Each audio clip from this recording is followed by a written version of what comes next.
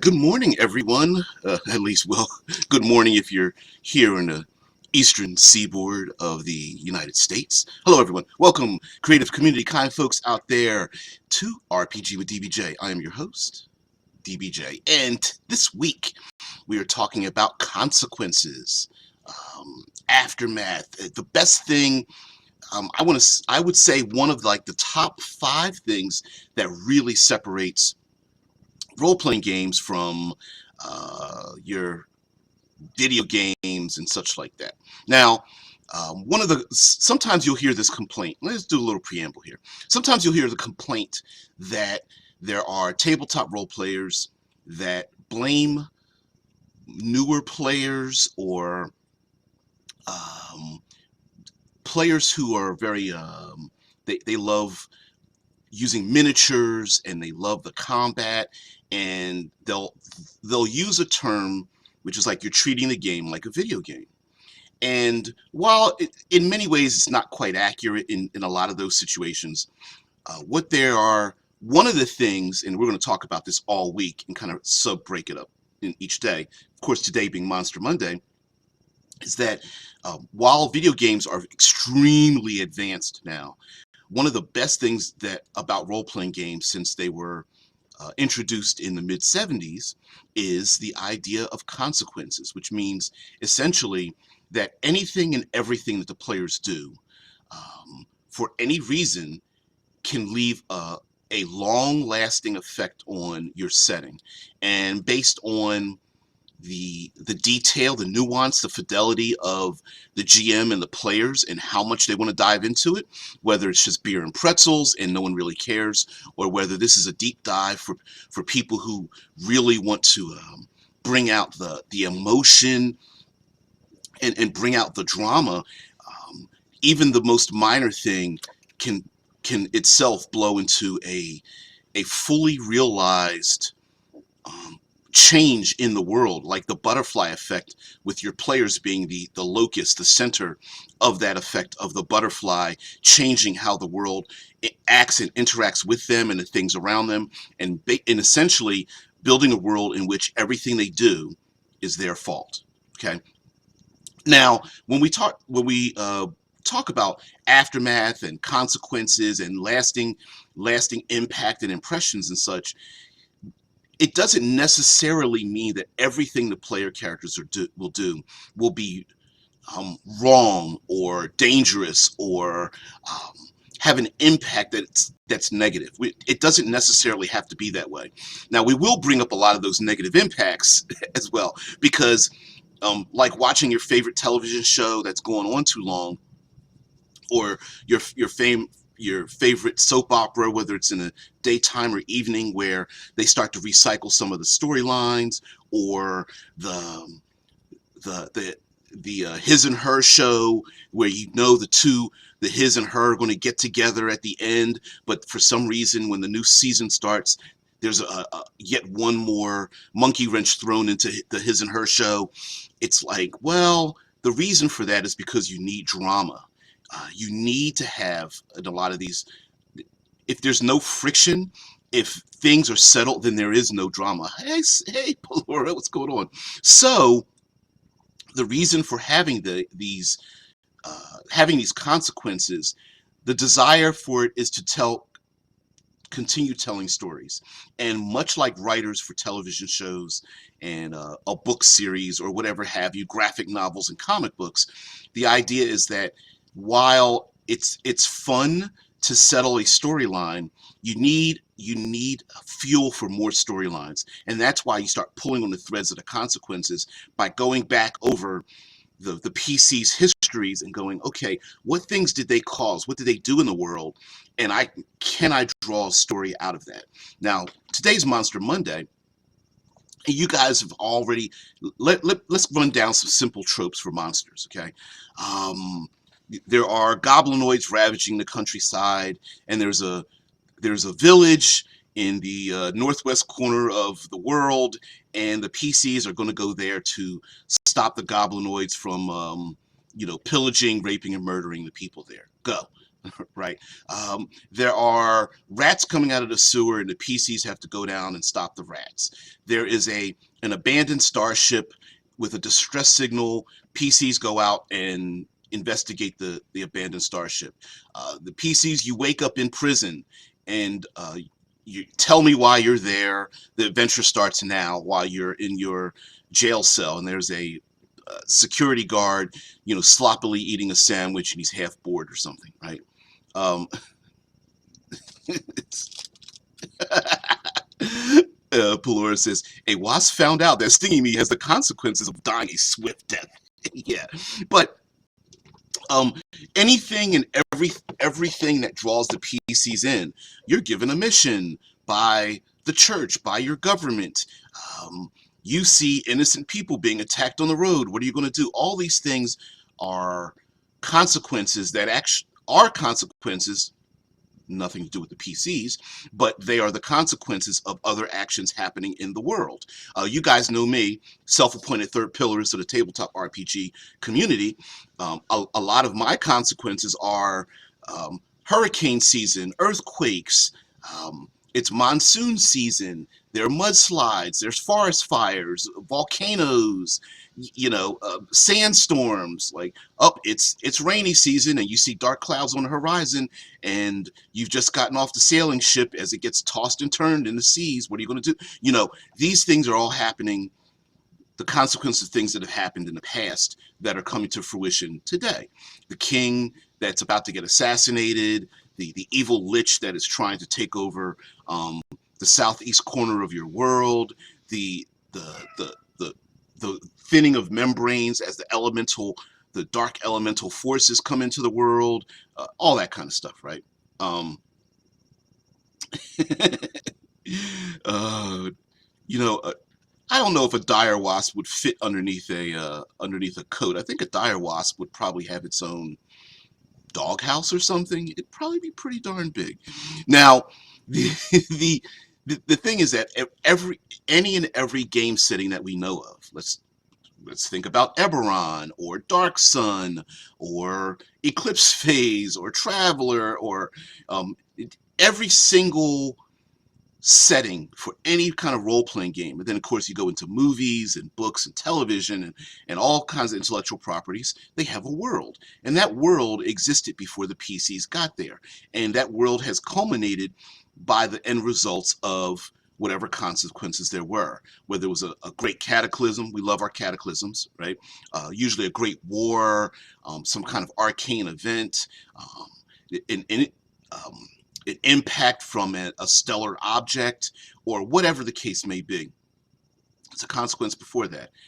But it shouldn't have to end right there.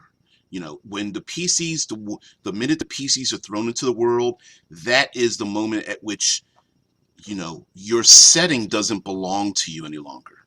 It belongs to everyone. And while it could get foobarred, there's plenty of that going around.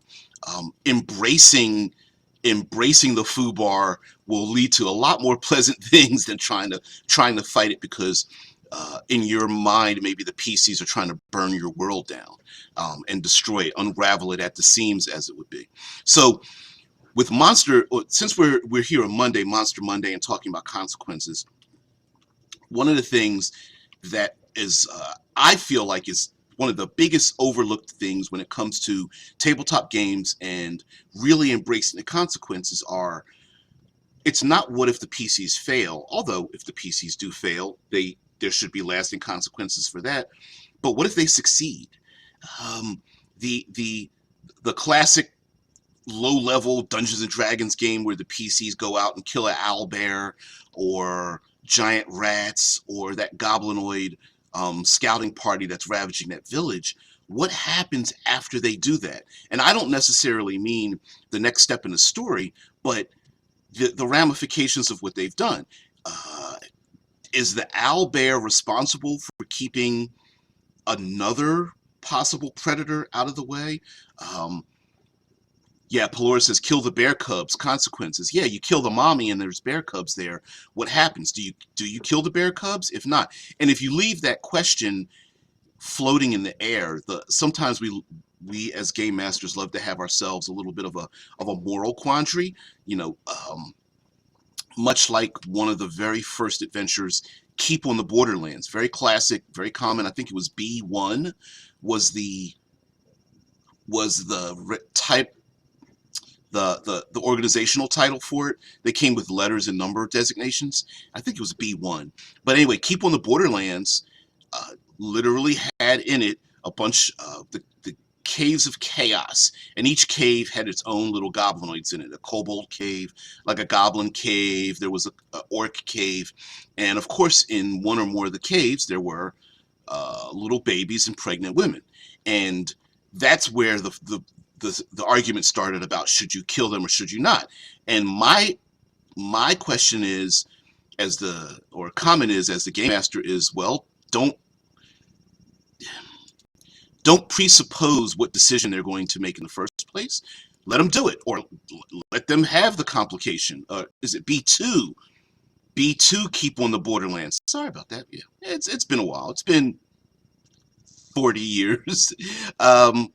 I don't own any of my original stuff, unfortunately, and it's been long since I've gotten rid of it. Rickard says, I'll argue that the world never existed before the story was conceived by the storyteller as a vessel to tell the story of the characters. Yes, semantics. It is true. Until you write it down and it exists, whether it's 5 minutes before the game starts or like 3 months because you've been working on it, sure, the world didn't exist, but depending on the detail you put into it, when you tell them about the world, you know you're going to say 10,000 years ago there was a great cataclysm. Instantly, there's a 10,000-year history already involved in the world. But I hear you though.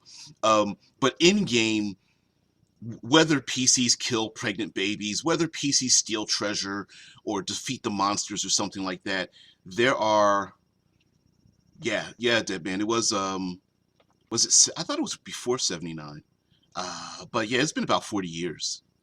I've been in the gaming world for like 40 years. I took a big break in the middle though.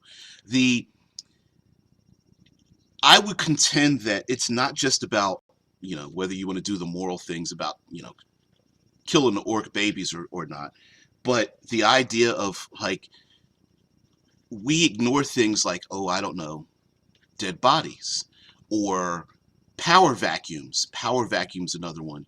We ignore the influx of great wealth into communities that are not used to it, changing the economies. Now, hey, your Pocket GM, what's going on there?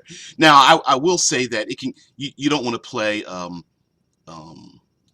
accounting the role playing game, but having people walk around with vast wealth, with brains and gristle on their body and about their weapons.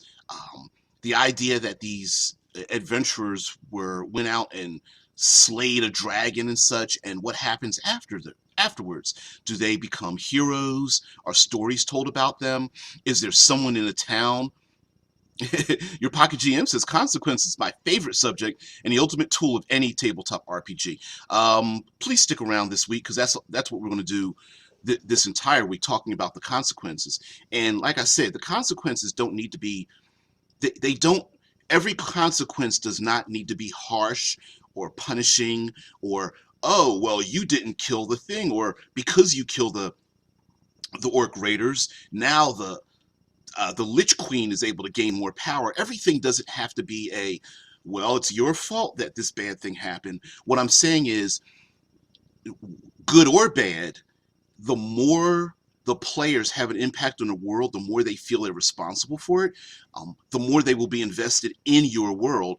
And as a result of that, the stories you tell at each and every game thereafter will only be told by those individuals, because they will only be the characters that are involved in it.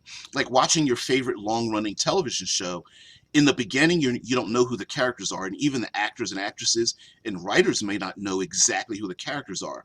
But you get into episode 8, you get into season 6. Here in the States, we have very long seasons of television. Okay, you get into like the 12th episode of season 6 or something. The show's been on the air for 14 years, and every year they've ordered 20 episodes and such. After a while, it goes from, for example, a simple police procedural show, they show up at every murder, to a show where their family is involved and their loved ones are threatened, and another loved one is on drugs, and another loved one they're having going through a divorce, and they police officers that they've had long-standing relationships are having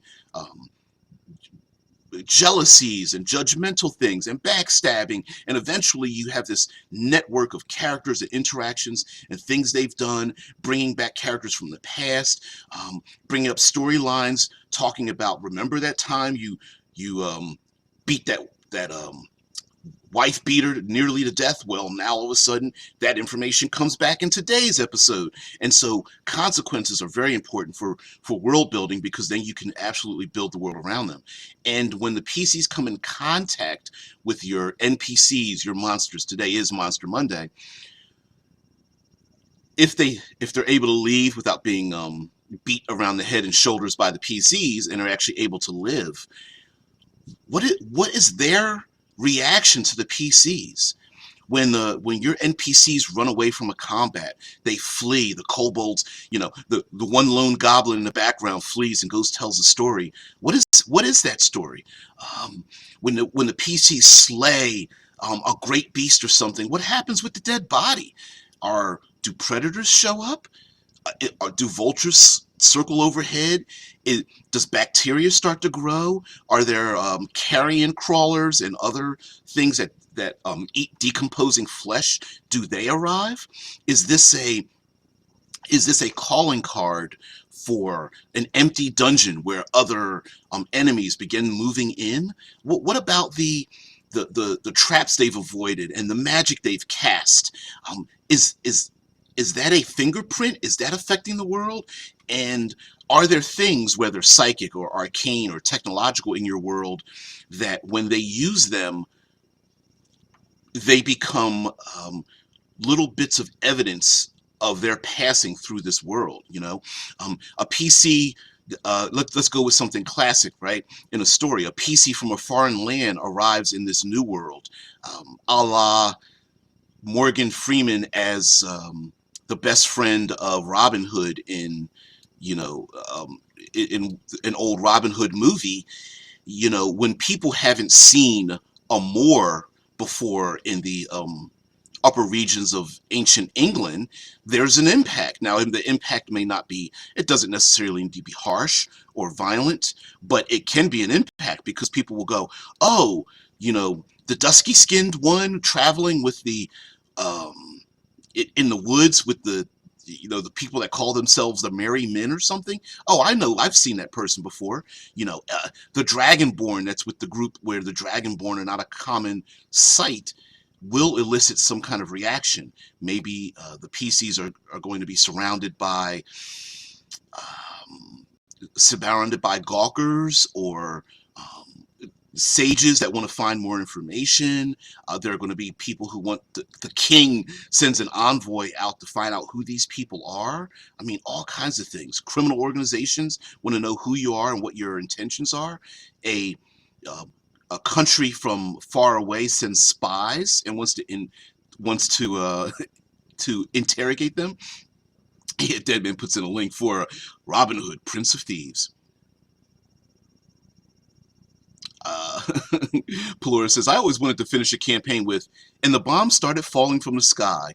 The whole country gets annihilated. Why? Well, the PCs went left instead of right in the first cave and didn't get into the story of saving the world.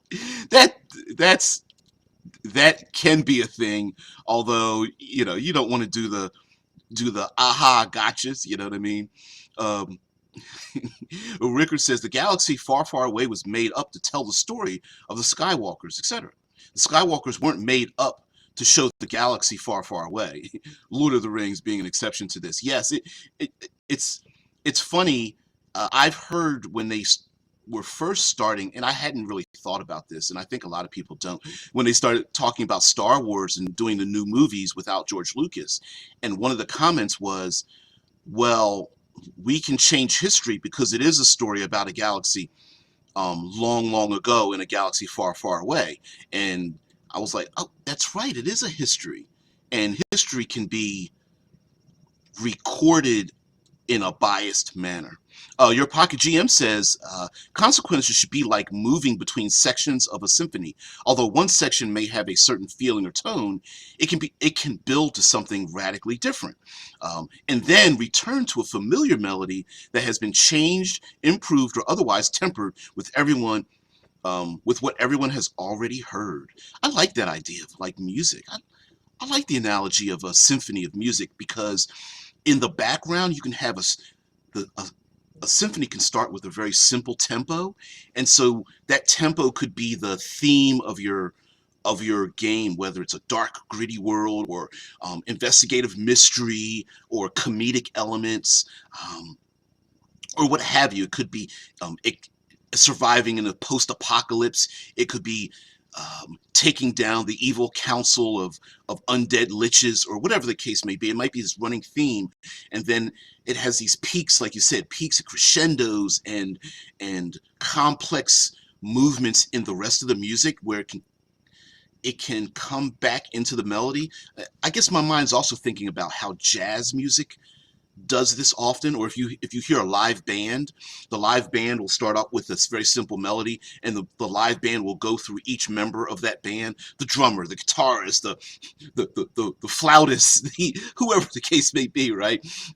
In jazz, you have like the singer who does a little bit of scat, and then it goes over to the trumpeter or whatever, but they're still in that same thing, and so that those peaks of music can be peaks and valleys in the story for the good and bad things that the PCs do, even though everyone is on the same page, which is that melody. Yeah.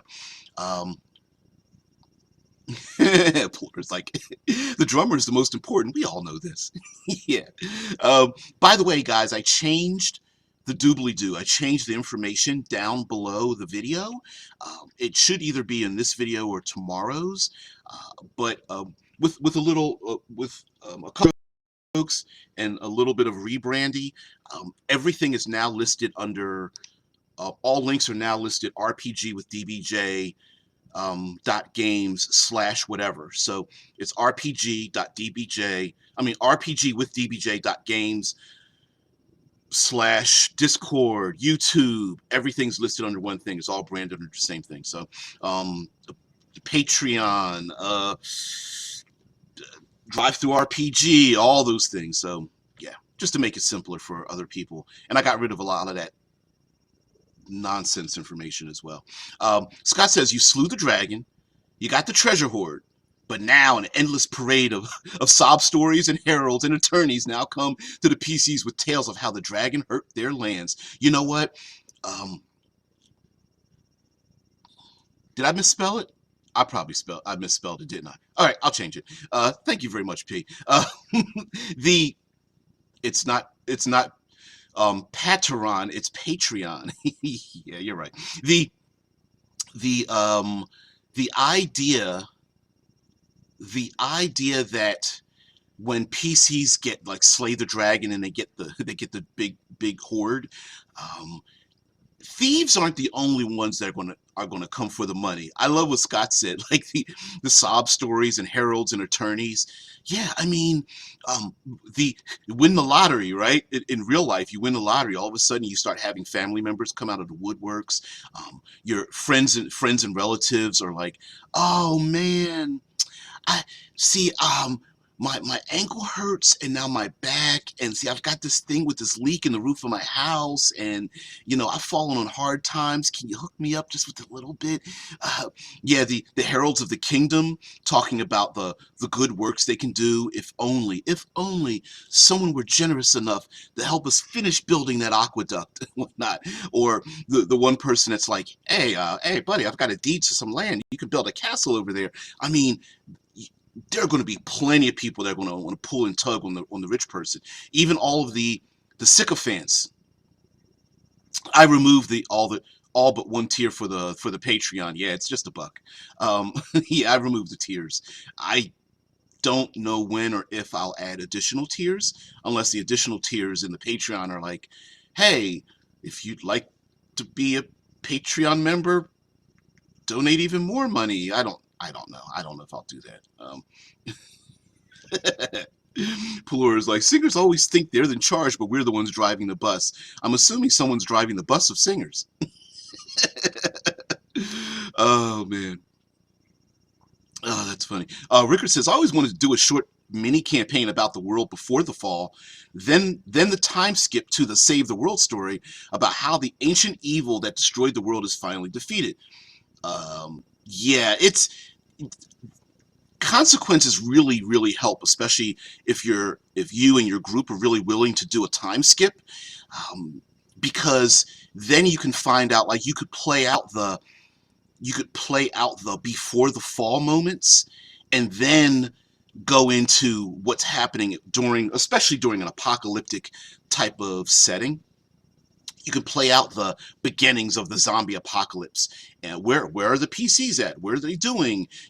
And play out the you know play out the flashback, if you will, if they're playing the same individuals, or play out the people that were involved in the zombie apocalypse happening in the first place, whether it was like a virus or an alien infection or an ancient curse or something, and then fast forward into present day in what they're dealing with when they come upon the the empty Center for Disease Control lab or something like that. And when they see the dead bodies in there, the PCs have already role played the people that were killed, you know 18 years beforehand, until they see the desiccated bodies inside or something, right?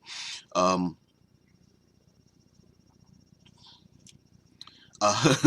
your Pocket GM says, Jazz consequences is what I will call it when my players get blindsided by my narrative Coltrane changes. Yeah. Yeah. Little Dave Brubeck in there, something like that. Rickard says, mandatory snacks at the table. Salt peanuts. Where'd that come from there, Rickard? I guess there's consequences of bringing snacks to the table. Um, yeah.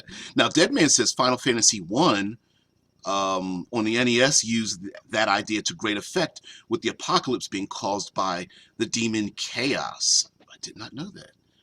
Did not know. Now, um, I have to give plenty of credit to the opening sequence of many video games, because they will use through music and oftentimes through music and pictures, you get an indication of what the world is now through a montage of the things that have built up to that, i.e. the consequences of what happened in the past. And then as you move on, there are plenty of games where, depending on the choices you make, if you start acting as a good and lawful person or a chaotic and evil individual, you change the nature of the story and how people act and react to you. And like I said, a lot of the consequences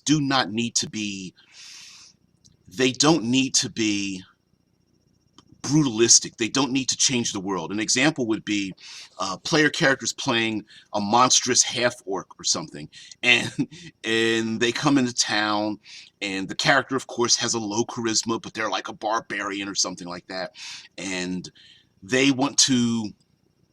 come into town, and a small child comes up to the big giant half-orc or whatever and pulls on the half-orc's cloak, because the little child is not afraid of this big burly thing, monster with a bloody axe or something like that and whatnot. And maybe the player character with the bends down to the small child and scoops the small child up in his arms, or gives them a piece of candy, or throws them a copper piece, or rubs them on the head and pats them on their way or something like that. Maybe later on, the PCs come to a small shop, and that's the child of the shop owner. And the shop owner looks at everybody with an attitude until they see the giant half-orc, and it's like, oh, you treated my child really well. I'll give you the information that deals with the so-and-so, because I'm a member of the rebellious faction that's trying to take down the king, right? These are, and mind you, you can always throw these things in your back pocket when the PCs walk into town and they're rude to one of the city guards. They walk into town and there's a clutch of onlookers that are, looking them up and down with eyes that, of like, they look kind of kind of good right there, and there might be uh, anyone from like paparazzi to fans to people that are jealous. If you're not on our side, if you're not for us, you're against us. All those kind of things. Scott Poe says, Mad Leonard, Mad Leonard the Mad, Orcish warmonger, slayer of kings, and friend to all children. Yeah.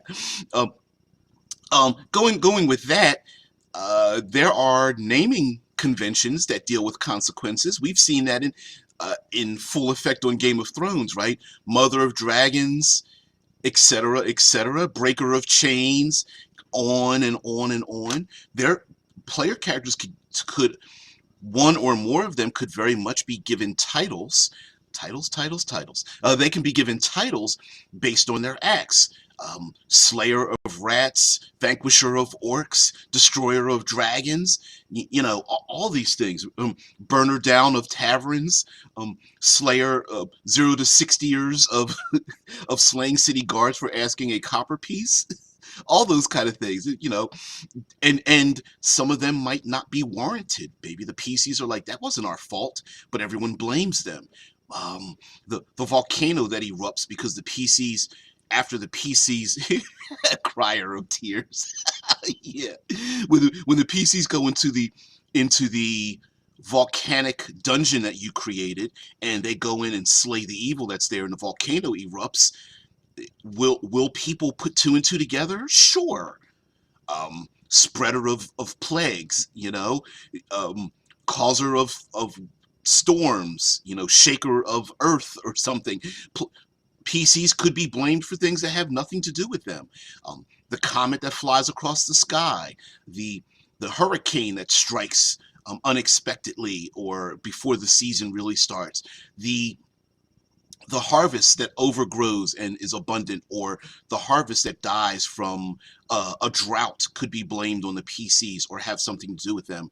The the the PC that heals or helps the community could begin themselves a religion unto themselves, even if that player character is not a religious player character. A the you know any number of these things. Maybe the druid or the cleric that runs through the adventure in the game leaves behind them a trail of people who become not only devotees of the faith, maybe they become obsessed with it and become more than just faithful clerics unto themselves upon the faith. Maybe they become even worse, and they start going down a deep, dark path, taking and manipulating and twisting the words of the faith of one of the PCs. Maybe there's a great warrior in the group that causes many of the young and non-combatants in the group to want to take up arms against an evil regime, and unfortunately they are untrained and undisciplined, but the PC has already left, and when they come back, many of their able-bodied fighting age individuals have been slain because they've taken up arms against a much bigger and powerful opponent, and they're using a calling card of the great warrior, you know, Blackguard the Saber or whatever his name left 3 months ago, and comes back, and everyone's like, you see signs around with painted pictures of Blackguard, and he's like, what the hell happened here? And they're like, well, they're out to try to kill you. Like, why? Well, you organized a rebellion of 56 individuals, and they were all killed on a single day, and their families were abducted and put on spikes to prove that anyone that deigns to raise a hand against the Council of Eight will suffer at their hands or whatnot. And the PC might be like, dude, all I did is punch a guy in the face and had a drink at the bar. And we did clear out that dungeon of orcs. So maybe, those are the kind of things. Oh, Rickard's like Dizzy Gillespie, salt peanuts. I didn't even think about that. About the Dizzy Gillespie connection, the puffy cheeks. Deadman says Borderlands 3 has the mother of Grogans, the uncorroded queen of the sewer kingdom, a parody of Daenerys Targaryen. Yeah, and we've seen plenty of parodies, right? There's listen to listen to any podcast about Game of Thrones, and many of the hosts will make a parody of the Daenerys Targaryen extensively long nomenclature, right? I am a speaker of TV shows, and the other person's like, yeah, and I am maker of jokes and those kind of things. So yeah, you'll get a lot of that as well. And um, yeah, Pelor says, have you seen the Queen's full titles? You'll be there all day. I believe I've seen it, and it's a pretty long paragraph in IMDb or Wikipedia or something. It's pretty long. Now, other consequences when it comes to NPCs and monsters are what's the sensitive way to say this? The effluvia they deposit after their passing. So the skin and other external and internal bodily functions that are left outside of themselves. I'm trying to be nice about here. Okay, yes, I'm doing some scatological humor, but in all seriousness, the giant monsters like purple worms and things that deposit does their droppings and duties, do they breed with them, um, say, swarms of insects, or become a haven for swarms of insects or disease or parasites or something? What happens when a rust monster eats metal? What does it crap out? Does it crap out does it eat the pure silver and copper and all the impurities? Does it leave little droppings on the ground? I don't know. When that giant purple worm slithers its way through the ground, does it leave behind tunnels that other creatures are able to scamper through over time? Dead man put it in there, yeah. Queen Daenerys Stormborn of the House Targaryen, the first of her name. I forgot about that, first of her name. Queen of the Andos, the Roanar and the first men, the rightful queen of the Seven Kingdoms. I don't believe they've ever used in the show the Roanar and the first men. I do remember Queen of the Andos. The rightful queen of the Seven Kingdoms and protector of the realm, queen of Dragonstone, queen of Marine, Khaleesi of the Great Grass Sea, the unburnt, breaker of chains, and mother of dragons, regent of the realm. Tesla's like, you beat me to it. Yeah, don't believe in the show they used the Roanar and the First Men, but definitely in the book series, of course, because you're reading the book, you got all day to read the book. Yeah, Queen of Dragonstone, and I think they've even now, of course, in the show they've kind of like picked certain ones, like Daenerys Stormborn of the House Targaryen, the first of her name, then cut down to Khaleesi, the unburnt breaker of chains they used quite a bit in Mother of Dragons. Yeah, Plural's like, yeah, but you can call me Danny. Yeah. Um, uh, yeah, Tesla puts it, yep, Queen of the Andals, First Men. Though the style has occasionally shortened to Daenerys of the House Targaryen, the first of her name, Breaker of Chains, and Mother of Dragons. Yeah, those four, House Targaryen, first of her name, Breaker of Chains, and Mother of Dragons, has been used quite a bit. The Khaleesi was pretty much used when she was hanging around the, wow, I forgot their names already. Boy, the show's not even that old and I'm already forgetting stuff about it. But anyway, uh, it's having player characters. Yep, the Night King was one of the first men used in a sacrifice by the people, the spirits of the forest and whatnot. But again, using consequences, because let's get back to what we're talking about here. Using the consequences in this setting. I mean, in what we're talking about in consequences, that there are things that have happened in the past, whether it's maybe the PCs or PC's ancestors, that could today have its consequences happen on the PCs today, even though they may not have taken place in the past. Yeah. Hey, Rickard, I'm not going to argue with you. I didn't mind the ending. I'm in the group of the damn. Why did you have to fast forward it so quickly? I wasn't one of the ones that was like, I think the ending was trash. I'm more or less like, I think the ending was too fast. Yeah. Robo Magan says I call her something else entirely. Yeah. Um, yeah, we're not squirreling down the Westerosi history thing here. Um, but the PCs could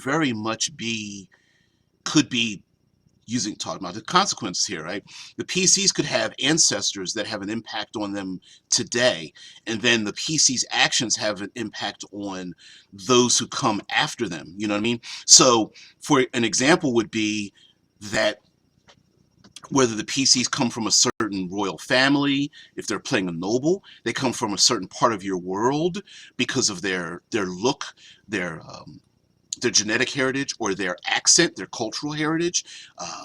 Their genetic look would be whether you come from a human race, and your humans look a particular way depending on the locations they normally come from, whether they're more dusky skinned from warmer regions, more lighter fare if they come from more northern regions, and using the genetics that we have today, on whether light hair, dark hair, eye color, height, squat, narrow, whatever. Those if the individual leaves their known territory, air quotes, to move somewhere else, they're going to leave a lasting impact. Much like in ancient days when the Vikings, known with the snowy white blonde hair, are and standing a head taller than the people who come from, when they meet the French or Italian or whoever in the southern regions, they're just like, whoa, they're like giants, they're different. And so they're going to stick out just from their mere presence. Now, there's cultural differences as well, whether it's language, the foods they eat, the clothes they wear, that's going to have an impact as well. And that impact doesn't necessarily need to be evil, but there could be people who are like, oh, I like that fashion style. Where are you from? Or their language, maybe a group of people in your western region learns the languages from the eastern region and steals the language to use as a code for them to communicate with each other because no one else knows that code, you know? Yeah, Rickard's like, but I mean, if you're already forgetting things, it didn't leave a lasting impact. Touche on that. I'm not going to correct you on that one. Not at all. Not at all. Yeah. And like Deadman's talking about the first men or the original inhabitants of Westeros, and they ruled the continent for thousands of years before the Andals invaded. And much like stealing, how George R. R. Martin stole a lot of current history and turned the volume way up on using those elements of history, you we could do the same thing because what's the term? Um, reality is stranger than fiction. When the PCs perform certain actions in your world and you're not really certain about what impact you think they should have, steal from history. Steal from history when the PCs come into town and they cause a ruckus, or they are looked at as heroes or something like that. And think about something in our modern culture. People build statues and monuments to heroes, so have one built. Maybe they sing songs or tell stories. And one of the greatest things about consequences is for the public to get things wrong. It's so cool to have the PCs, maybe they become famous heroes, and the story gets twisted so much that when they go into another town, the people are already talking about these great heroes, but they don't have any relationship to the appearance or mannerisms of the PCs themselves. So they hear these stories, and the PCs are like, is is that about us? I don't think that's about us. And the Dragonborn is like, they're talking about riding a dragon. It can't be about me. They're like, I don't know. You carried me on your back in that last adventure. Like, that's not the same thing. And all pissed off or something, right? I mean, there could be, the the cleric that literally reached their hand up, and she grabbed a piece of the sun and drew it down from the sky and blasted her enemies, for 1,000 miles. And the player character's like, I did use that flame spell that I called from the sky, but it was, I didn't grab the sun and nuke a whole city, but maybe, you know. Um, Pelora says, the consequences of war, displacement, infrastructure problems, orphans, widows, and widowers. Yep. Mines are a particularly nasty one. Landmines, not the digging a hole mines. Yeah. As a matter of fact, for a very long time, there have been communities that have been affected for 40, no, longer than that, 40 plus years, probably longer than that, 70s.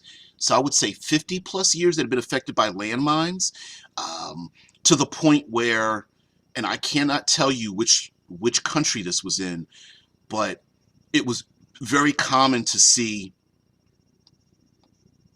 Oh, Polaris adds to that, and nukes. That's just consequences for generations. Well, there's, after war, there's all kinds of consequences. Like, for example, um, shell shock, battle fatigue, PTSD is a long-term consequence of having an extended war. There's also, let's not get it twisted.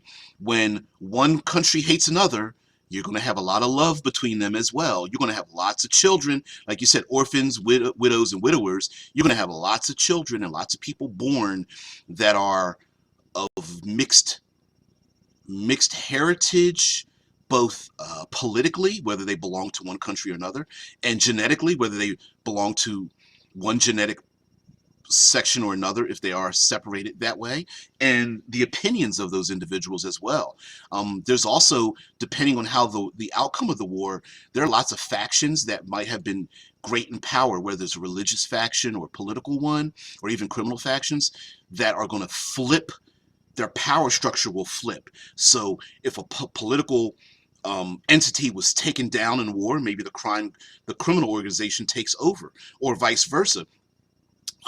In the United States made deals with organized crime during war to enable to elicit some kind of peace. And I believe in during World War II, I believe it was done, and I believe the Japanese government made deals with the Yakuza to do the same thing. So, and at one point, here's a consequence of that, right? At one point, you may have a real big problem against, say, a criminal organization, but if they're protected by the government because of the ramifications of a war, you might have to say something about that. um, Yep, Deadman says The Hobbit and The Lord of the Rings were heavily influenced by World War One and the politics of the nations at the time. Having During my writing of the Battlefields book for the cinematic environs, I researched a lot of World War One, using it as an analogy to like magic and technology and science. Um, and oh wow, um, Robo Magon says it is estimated that there are currently 110 million landmines in the ground at the moment. Yeah. So yeah, that's pretty nasty. And from I don't know what community this is, but from what I understand, I believe there's uh, like a 25 to 40% chance that the people there are missing limbs from landmines after they've been placed. So let's talk about, like, since we're talking about this, about war and landmines and whatnot, an analogy to that in our tabletop games could be magic. Okay, so maybe in your world, or in this world of PCs just casting spells haphazardly, maybe they are leaving behind their own landmines of sorts, if you follow what I'm saying. So let's go very simple. The pyromancer in the group, blasting things and burning things down, are they leaving behind a residue, a little seed of arcane power? Are they creating um, a confluence of energy that one day somebody will be affected by it, whether a child will be born with that power inside of them, or someone will come along and harness that power, or is able to, does it become a physical thing that can be captured? Yeah. Rickard says clerics would be high demand, and who's to say that, you know, the side note, I'm going to say this, Hardcore History, Dan Carlin's Hardcore History is a podcast, and um, one of the series in a podcast, he does an entire thing, Countdown to Armageddon, which is each podcast is about 3 to 5 hours a piece, and he does probably a 20-hour podcast about World War One.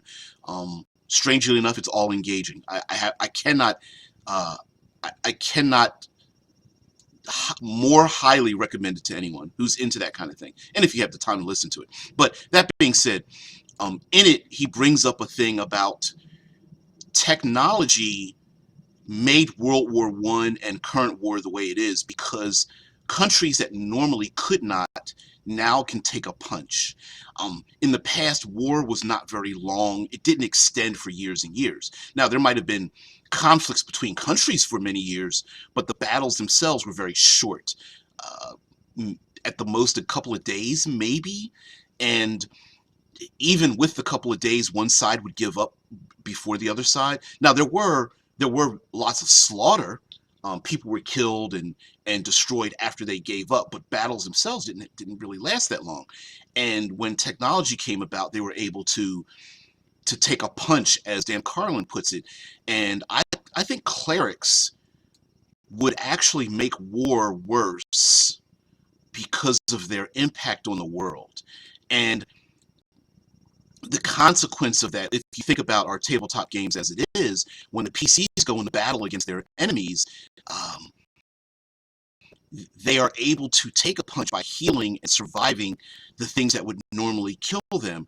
And so that's a consequence, a subtle consequence, where the PCs that keep surviving longer and longer may bring upon them an enemy that keeps bringing more and more forces to bear because of their ability to survive. Much like a criminal that has barricaded themselves behind a wall or a house or a bank or something like that, if that criminal is able to hold off the authorities, they will very much escalate the response of those who come after them. And when the PCs, small group that they are, defeat a small orc scout group, of 16, scouts patrolling the land, they may elicit a response from the thousands or maybe even tens of thousands or hundreds of thousands of other goblinoid armies that exist on the far range of the mountains or something, because they know that there's a power out there that can take them on. That, hey, it's not like we're overpowering our enemies anymore. Every time we send a group out, they're destroying them. And so, yeah, that's a possibility as well. When that dragon is slain in its mountainous cave or something like that, the blue dragon, the PCs travel through the desolate, um, the accursed desert to get to the mountain range where the blue dragon sits, and they kill the blue dragon and slay all of its allies. Anything and everything with power around there is going like, whoa, we need to watch out. Maybe we need to harness our defenses. Maybe we need to find out who these people are and challenge them, or take their power away, or befriend them and bring them to ourselves, bring them to our side before they become our enemy. And even today, our modern day countries are very much, if you're not with us, then you're against us. And that is a truism. Yeah, escalation is a huge thing. Dead Man puts in a link to the 100 Years' War. The 100 Years' War was a series of conflicts waged from 1337 to 1453 by the House of Plantagenet, Plantagenet, rulers of the Kingdom of England, against the French House of Valios over the right to rule the Kingdom of France. Each side drew many allies into the war. It was one of the most notable conflicts of the Middle Ages, in which 5 generations of kings from 2 rival dynasties fought for the throne of the largest kingdom in Western Europe. The war marked both the height of chivalry and its subsequent decline, and the development of strong national identities in both countries. And I'm going to point out in what Deadman put in here, the war marked both the height of chivalry and its subsequent decline. And much like listening to Dan Carlin's Hardcore History, it was the period in which the chivalric battle faded away. And he says you'll see images of people riding on horses with a saber drawn and a gas mask on and such. Plantagenet. Plantagenet? Plantagenet? Thank you, Tesla. You know me. I like to pronounce and mispronounce it. I like to pronounce and mispronounce everything. Oh, don't test me there, Robo-Magon. I will try to pronounce Taj, not Taj? Taj? What the? Come on, guys. You're being brutal to me today. You know, at least one of my pronunciations is pretty close to whoever is related to the way they would pronounce it in their own language anyhow. So it's not a mispronunciation if I'm pronouncing it the way someone would have pronounced it if they weren't me. So one of the things about, say, monsters and NPCs and whatnot, and of course we're going to talk about consequences all week, as I wrap it up here, is the idea that things may change. Yes, I knew somebody was going to bring it up. I didn't want to bring it up yet, but we will bring it up in the rest of the week, talking about the good old battle of Agincourt. I'm going to come back and mispronounce that later. Where those Ponce French knights learned all about the English longbow. You're so silly. Tesla's like, no standardization back then, so sure. Well, standardization as to what? Standardization in English that I'm speaking, or standardization in French, which I'm butchering? Or is it the other way around? Yeah, the idea that the longbow got rid of like armored knights, and then the longbow transferred into crossbows, and then firearms were learned and developed after a couple of 100 years and whatnot. There is a consequence of that. I mean, imagine a PC brings with them something that people from another country have never seen before, and then that brings about a whole new change in their outlook, right? If the northern wintry countries have never seen a mage control and bring about fire, if just one of them is able to harness that power, that could change the whole political power structure of, say, the northern frozen world after the PCs leave. And many years later, they might come back and find out that there are these pyromancer kings and queens and such roaming the landscape in the northern regions, giving to them people that have fire and power, keeping them warm, and the ones who are warm are the ones that survive the harsh winters. Yep. Yeah, Robo-Magon or Majon. So I'll just mess with you. The Robo-Magon says fire good. Yeah, exactly. And imagine what kind of power that draws to them, and imagine further if they harness that power. So a wizard, classic wizard, Dungeons and Dragons, goes up to the north with their fire. They may not leave behind them wizards, they might leave behind them others, much like the warlocks and elemental powers and druidic individuals who are trying desperately to harness that power, and they were the catalyst to cause this ripple effect and whatnot.